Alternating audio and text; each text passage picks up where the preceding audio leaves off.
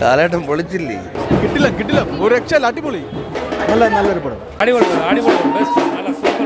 കുറെ നാളെ നല്ല സിനിമ, അടിപൊളി പടം. കിട്ടില്ല ഒരു രക്ഷയില്ല. അടിപൊളി ദൃശ്യത്തെ കല പടം.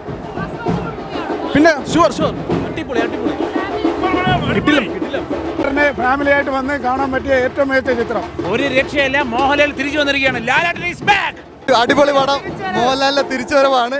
ഈ സിനിമയിലുള്ള കഥ ഈ സമൂഹത്തിൽ നടക്കാതിരിക്കട്ടെ, അതേ എനിക്ക് പറയാനുള്ളൂ. സൂപ്പർ പടം. നല്ല സിനിമ കൊള്ളാം, നല്ല അടിപൊളി കൊള്ളാം, നല്ല അഭിനയ സാധ്യത കൊള്ളാം. അടിപൊളി പടം. ഇതുവരെ ലാലേട്ടൻ്റെ ഇറങ്ങിയ ഏറ്റവും നല്ല പടം.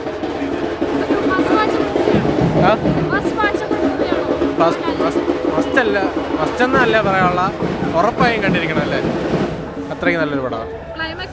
ക്ലൈമാക്സ് ഒന്നും പറയാനില്ല.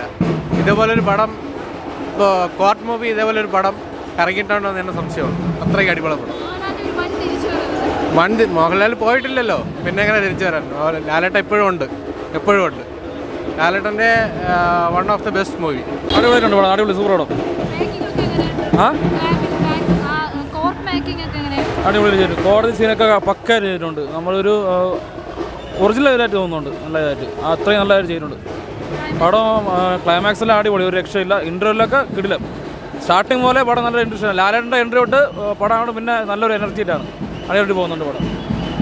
ശരിക്കും ദൃശ്യത്തിനെക്കാട്ടും മേളിൽ നിൽക്കുന്ന എന്തുകൊണ്ട് നിലവാരം പുലർത്തിയിട്ടുള്ള ഒരു മൂവി തന്നെയാണ് വന്നിട്ടുള്ളത്. എന്തുകൊണ്ടും വളരെ ഹാപ്പിയാണ്.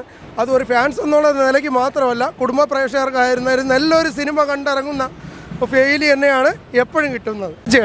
തീർച്ചയായിട്ടും കുഞ്ഞു കുട്ടികൾ മുതൽ മുതിർന്നവർ വരേക്കും എന്തുകൊണ്ടും നല്ല രീതിയിൽ കാണാൻ പറ്റുന്ന ഒരു മൂവി തന്നെയായിരിക്കും.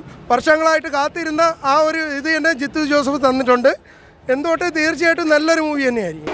നല്ല സിനിമ, അടിപൊളിയാണ്, കുഴപ്പമില്ല. അടിപൊളിയാണ്, അഭിനയം കൊള്ളാം, കുഴപ്പമില്ല, നല്ല സിനിമയാണ്.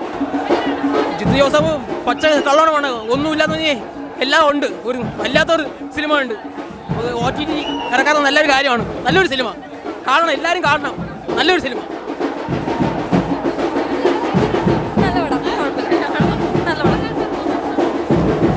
നന്നായിട്ടുണ്ട്. സൂപ്പർ പടം.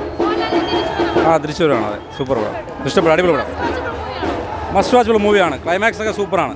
പടം കണ്ട ഫാൻസിൻ്റെ അല്ല, ഒരു ഫാമിലി ഡ്രാമ. നല്ല മൂവിയാണ്.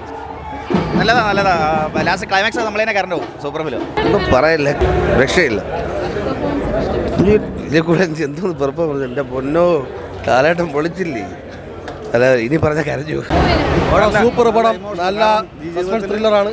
ലാൽ സാറിൻ്റെ ഏറ്റവും നല്ല അഭിനയത്തിന് ഒരു ഉദാഹരണമാണ് ഈ പടം. എത്രത്തോളം പറഞ്ഞാലും മതിയാവില്ല. ക്ലൈമാക്സ് സൂപ്പറായിട്ടുണ്ട്. സിനിമ നല്ല സൂപ്പറായി. ജിത്തു ജോസഫ് സാറിൻ്റെ കിടിലം ഡയറക്ഷൻ, കിടിലം പടം. സൂപ്പർ മൂവി പറയാനില്ല. നല്ല ഇമോഷണൽ മൂവിയാണ്. എല്ലാവരും പടമാണ്.